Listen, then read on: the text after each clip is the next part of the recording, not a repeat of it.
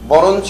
আমরা যে জিনিসটি যেটি দেখলাম সেটি হলো যে চাঁদাবাজি বলেন, এই যে সড়কের যে সন্ত্রাস বলেন, সড়কের মধ্যে যে চাঁদাবাজি, যে কারণের জন্য সড়ক দুর্ঘটনা আমরা কমাতে পারি না, সড়কের শৃঙ্খলা ফেরাতে পারি না, সেটি কিন্তু মানে ঠিকই রয়ে গেল। শুধু হাত বদল হয়েছে, হাত বদল হয়েছে, সমস্ত কিছু হয়েছে। পাশাপাশি যে জিনিসগুলো মানে হয়েছে আর কি, সেটি হলো যে এই সরকার মানুষের যে দ্রব্যমূল্যের যে বিষয়গুলো সেগুলো কিন্তু নিয়ন্ত্রণ করতে পারি নাই। তো এই সমস্ত কারণগুলোর জন্য মানুষের মধ্যে আবার কিন্তু নতুন করে একটা ক্ষোভও কিন্তু তৈরি হচ্ছে। তো এই যে এই বিষয়গুলোর মধ্যে দিয়ে মানুষের চাওয়া যে জিনিসটা, সেই চাওয়াটা হলো যে তারা অন্তত মানে দুর্নীতিমুক্ত একটা রাষ্ট্র, একটা সমাজ, একটা মানে যেটি চাচ্ছে মানুষ, সেটি কিন্তু সেই জায়গায় কিন্তু তারা কিন্তু আমাদেরকে কিন্তু এই তত্ত্বাবধায়ক সরকার কিন্তু আমাদের আশা আকাঙ্ক্ষা কিন্তু সেইভাবে পূরণ করতে পারছে না। কারণ হলো গিয়ে এখন সামনে যে জিনিসটা, সকলে এখন একটা সময় ছিল সকলে বলেছিল যে তারা ইলেকশন ঠিক আছে, একটা যৌক্তিক সময় নেবে, নিয়ে তারপরে ইলেকশন দেবে, সংস্কার কিছু হবে, সেই সংস্কারগুলো করে তারপরে ইলেকশন দেওয়া হবে। কিন্তু সেই সংস্কার করে ইলেকশন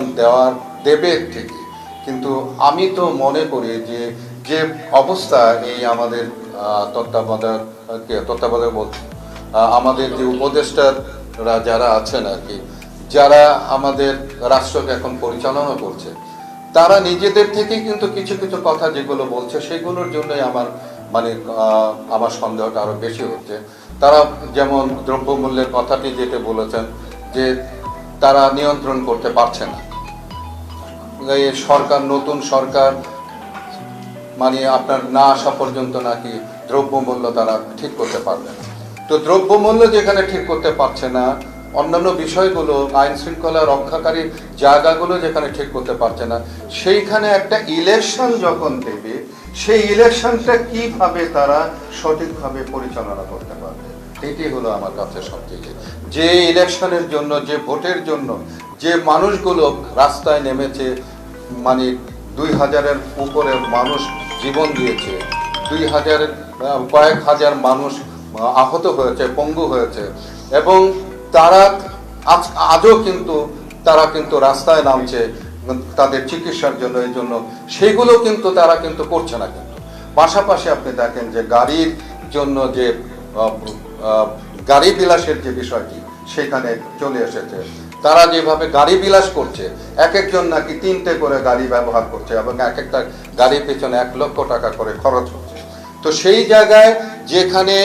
আমাদের এই যে ছাত্র জনতার মধ্যে থেকে যারা আহত হয়ে এখনো কাতরাচ্ছে, এখনো তাদের সুচিকিৎসার ব্যবস্থা হচ্ছে না, সেই জায়গায় আপনার এই যে তাদের গাড়ি বিলাস, এটি কি করে হয়?